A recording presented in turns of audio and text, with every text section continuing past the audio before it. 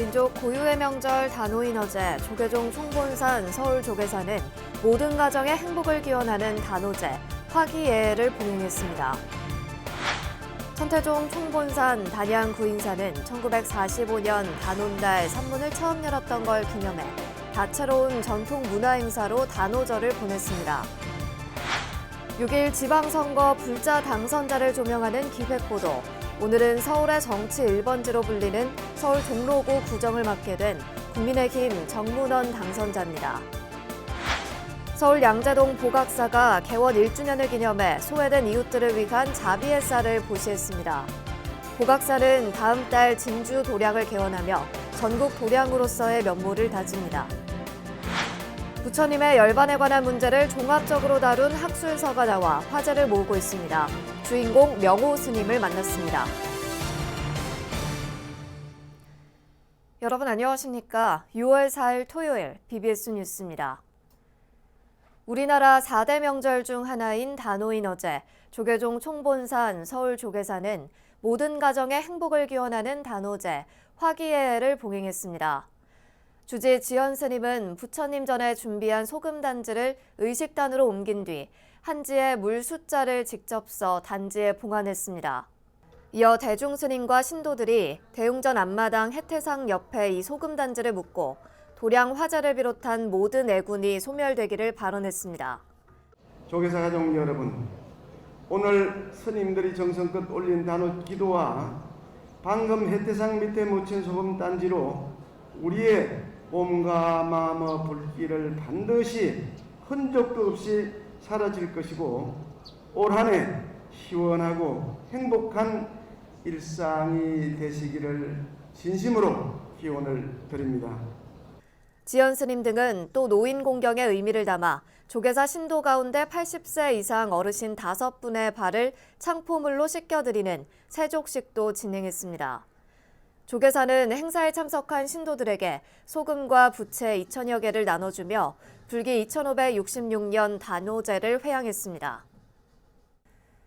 천태종 총본산 단양구인사는 민족의 명절 단오날 산문을 처음 열었던 걸 기념해 다채로운 전통 문화행사로 단오절을 보냈습니다.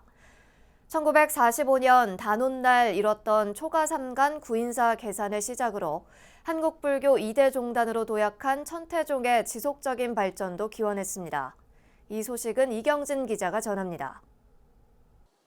소백산 구봉팔문 연화지에 자리 잡은 천태종 총본산 단양 구인사 상월원각 대조사가 초함을 짓고 철야정진 수행 끝에 대오를 이룬 이곳은 1945년 단오날에 처음 산문을 열었습니다. 지금은 단일 사찰로는 전국 최대 규모로 성장해 250만 천태 불자의 구심점이 되고 있습니다. 민족 고유의 명절인 단오를 맞아 불교 천태중앙박물관 앞마당 일원에서 개산 77주년 기념 행사가 펼쳐졌습니다. 화합과 친목 도모를 위한 단오맞이 공감놀이 어울림 한마당 행사는 코로나19 속에서 3년 만에 재개됐습니다. 오늘은 단오날이자 구인사 개산 77주년이 되는 날입니다. 그동안 코로나로 인해서 거리 두기가 좀 힘들었었는데 이번에 거리 두기가 완화되어서 3년 만에 단오 행사를 열 수 있게 되었습니다. 그래서 우리 다도의 회원들과 또 천태 불자님들과 많은 외국인들이 찾아오셨는데 흥겨운 단오 행사 날이 되셨으면 좋겠습니다. 상월원각 대조사의 구인사 창건 의미를 되새기는 이번 행사에는 투호와 제기차기, 팽이치기 등의 다양한 전통놀이와 창포의 손 씻기, 단오 부채 그리기 등의 전통문화 체험의 장이 펼쳐졌습니다. 서울 관문사와 삼룡사, 부산 삼강사, 청주 명장사 다도회가 준비한 들차에는 행사장을 찾은 이들에게 다양한 차와 먹거리를 선사했습니다. 코로나로 인해서 그동안 들차회를 못 가졌는데 이번에 구인사 개산 77주년을 맞아 들차회를 갖게 되어서 너무 기쁘고요. 이번에 저희가 준비한 차는 흔하지 않은 석창포라는 차를 직접 구하고 법제를 해서 갖고 나왔는데 오신 분들이 너무 반응이 좋아서 굉장히 기쁜 마음입니다. 행사에는 다문화 가족과 외국인들을 특별히 초청해 이들이 한국 사회의 일원임을 일깨우며 잊지 못할 추억도 선사했습니다. Other cities but around Seoul, but this time we wanted to experience something new, to get out from the city for a bit and experience nature and a temple stay. We saw that it was possible, so we decided to come here and it was very, very amazing, really interesting. 전국 각지에서 함께한 천태 불자들은 구인사 단오 어울림 한마당 행사로 민족 고유 명절의 가치와 소중함을 나누는 뜻깊은 시간을 가졌습니다. BBS 뉴스 이경진입니다.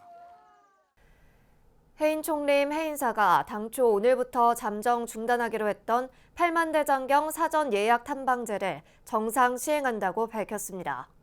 해인사는 홈페이지를 통해 8만 대장경 사전 예약 탐방제를 정상 시행하기로 했다며 탐방 신청자들은 예약한 일자에 정상적으로 대장경 탐방을 할 수 있다고 밝혔습니다. 이에 따라 해인사 홈페이지를 통해 예약이 확정된 700명은 순차적으로 8만 대장경 탐방에 나설 수 있게 됐습니다.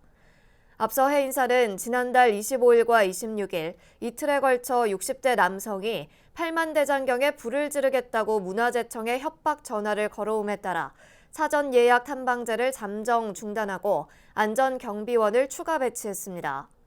협박 전화를 한 60대 A씨는 경찰에 붙잡혀 합천경찰서에서 조사를 받았고 현재 범행 동기에 대해 조사가 진행되고 있습니다. BBS 뉴스는 6일 전국 동시지방선거에서 당선된 불자 당선인 인터뷰를 연속 기획으로 보내드리고 있는데요. 오늘은 서울의 정치 1번지이자 조계종 총본산 조계사와 청와대를 품고 있는 서울 종로구의 정문원 구청장 당선자를 만나봅니다. 박관우 기자입니다. 6일 지방선거에서 종로구청장이 된 정문원 당선인 국회의원에 2번 선출된 재선의원이자 국회 불자모임 정각회 부회장을 지냈습니다. 선친 정재철 전 국회의원은 동국대 총동창회장을 지냈고 이승만 정부 초대 사회부 장관을 지낸 외조부 전진한 독립운동가는 한때 출가 수행자였습니다. 특히 종로에서 태어나 중고교를 다닌 토박이 인연을 바탕으로 고향을 섬기는 마음으로 일선 행정을 펼치겠다며 스마트 행정을 강조했습니다. 또 행정력 편의를 활용하실 수 있는 것도 좀 교육을 시켜드리고 이런 좀 전반적으로 IT를 활용하고 효율을 높여서 조금 몸집을 줄이면서도 효과적인 행정이 될 수 있는 그런 이제 구청을 만들어 나가겠다. 그 효율적인 행정의 구상입니다. 예. 정부 수립 이후 74년 만에 개방된 청와대 관련 규제를 풀어 종로 주민의 재산권 행사를 정상화할 계획입니다. 특히 한국불교 총본산 조계사와 경복궁 그리고 평창동 일대의 거대 문화벨트를 신성장 동력으로 활용됩니다. 청와대를 활용함으로써 우리가 지금 이곳 조계사 인사동까지 저 평창동서부터 하나로 묶어내는 거대 그 문화벨트를 만들 수 있다고 생각을 합니다. 이것이 신성장 동력으로 작동을 할 거기 때문에 굉장한 기회라고 생각을 합니다. 또 사상 최대 규모의 보시행으로 조성되는 이건희 미술관 건립 효과를 세계적 경쟁력으로 확장시킬 계획입니다. 이를 위해 삼청동 국립현대미술관과 현재 건립 중인 오페라 하우스를 연결하는 문화예술의 중심지를 조성하기로 했습니다. 뉴미디어 콘텐츠 개발 등 지속 가능한 창작 활동으로 확장성을 가지면서 대학로와 인사동의 전통 문화가 한 묶음으로 작동될 계획입니다. 그리고 예술인들이 창작 활동을 벌이고 있고요. 이것들이 이제 청와대 연결과 개방돼서 이제 통인동, 그다음에 삼청동을 타고 내려오면서 송현동의 그 이건희 기념미술관, 또 이제 이곳 조계사까지 같이 한 인사동 조계사까지 한 묶음으로써 어떤 그 문화예술의 그 어떤 중심지가 됨으로써 신성장 동력으로서 작동시키겠다는 그런 계획입니다. 민선 8기 종로구 행정엔 초중고 학생들을 위한 온라인 학습 콘텐츠도 무료로 제공됩니다. 온라인 무료 학습 서울런과 연계해 종로의 미래 교육을 위한 플랫폼이 마련됩니다. 특히 성균관대와 서울대 병원 등 종로구 소재 대학과 중고교를 연결하는 1:1 멘토링이 운영됩니다. 산업 측면에서는 동대문역이 있는 창신동 일대에 대규모 상업지구가 조성됩니다. 대한민국 랜드마크로 세울 계획인데 봉제와 신발, 문구와 완구 등 지역의 특화 산업이 집중 육성됩니다. 창신 미래도시는 어떻게 보면 그 특화된 산업, 봉제, 신발, 뭐 거기 완구, 지금 기존에 있었던 산업들의 특화된 산업과 더불어서 어떤 뭐 아쿠아리움도 들어오고요, 뭐 기타 등등 극장 공연 시설이 들어옴으로써 서울 종로구는 6일 지방선거에서 선출직의 3선 연임 제한으로 인해 현직에 재출마 없이 치러졌습니다. 다만 정치 1번지의 상징성과 함께 한국불교 총본산 조계사와 청와대 그리고 종묘사직 등 지역 위상에 대응하는 민선자치 8기 시대를 열 것으로 기대됩니다. 종로구청에서 BBS 뉴스 박관우입니다. 수행 포교도량 서울 양재동 보각사가 개원 1주년을 기념해 소외된 이웃들을 위한 자비의 쌀을 보시했습니다. 보각사는 다음 달 진주 도량을 개원하는 등 전국 규모 도량으로의 행보에 속도를 내고 있습니다. 서희령 기자가 취재했습니다. 서울 서초구청 1층 스마트허브 센터 회의실에서 열린 자비의 쌀 전달식. 이 자리에서 서울 강남 보각사 회주 법담 스님은 10kg들이 쌀 100포대, 모두 1000kg의 쌀을 서초구청에 기부했습니다.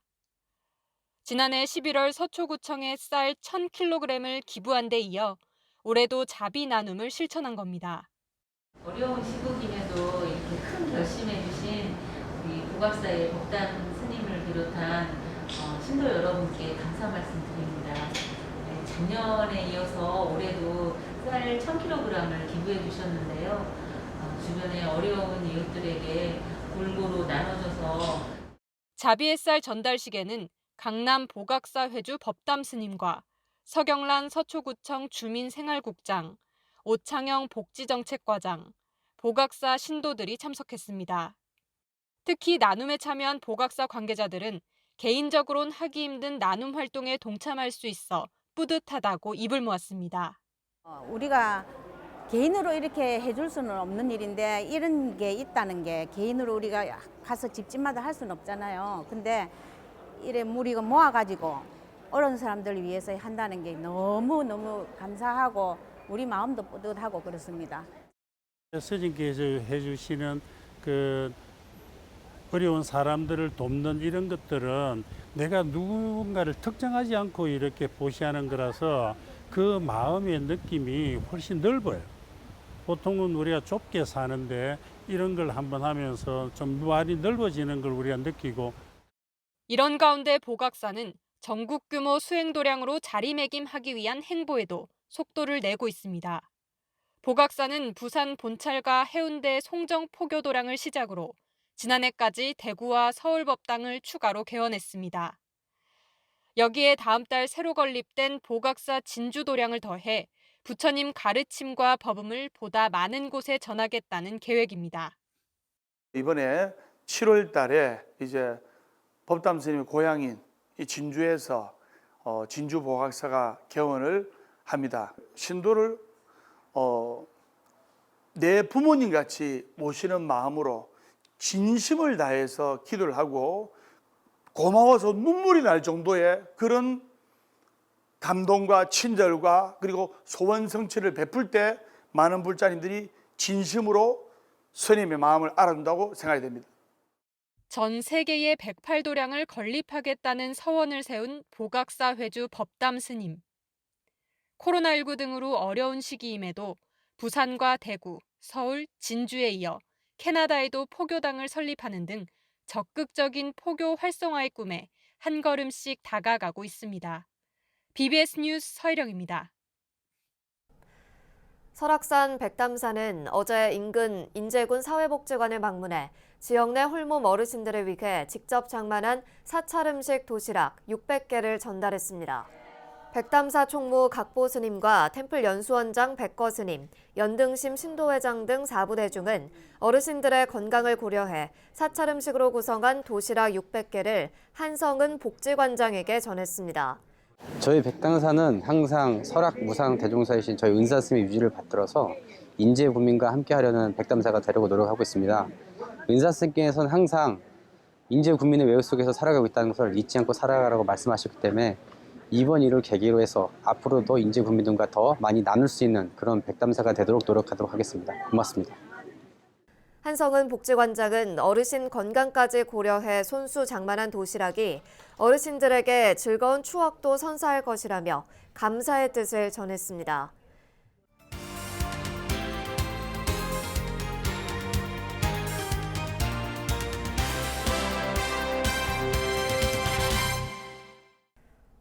부처님의 열반에 관한 문제를 종합적으로 다룬 학술서가 나와 교계에서 화제를 모으고 있습니다.